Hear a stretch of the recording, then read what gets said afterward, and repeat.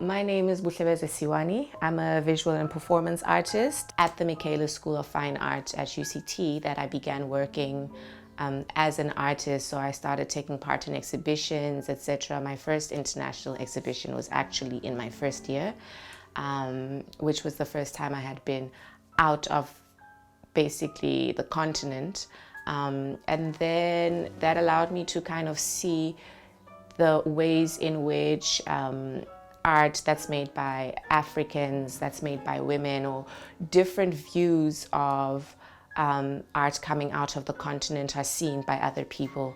My work took a different trajectory academically in terms of conceptually and how I justified things, which led me to this work, which was the first work that I kind of started working with soap with.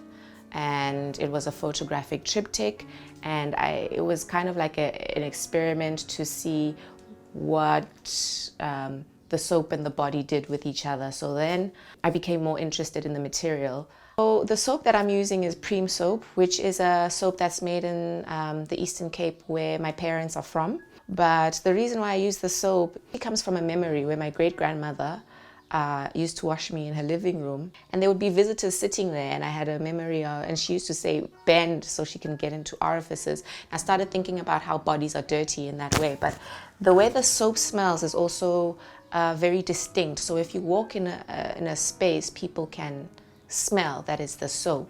And it's used to basically wash people, wash clothing, brush teeth, wash dishes. A lot of people who are lower income use the soap, and if you go into a same place as somebody who is middle income, high income, they smell it and they become very snooty about it. So I applied with the proposal that I build two cities which are kind of mirroring each other, one being a Dutch city and the other being a South African city, but very specific to Cape Town because of the Cape Dutch architecture and the relationship that the Netherlands has with South Africa. Stepping into Amsterdam for the very first time was in 2016. I got here. I had a lot of feelings about where I am, what I'm looking at.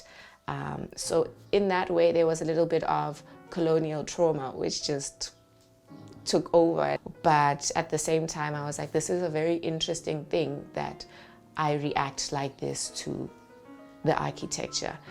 A lot of people have said it's beautiful, but then they sit down and then they're like, but it reminds me of a history, that something that should have never happened.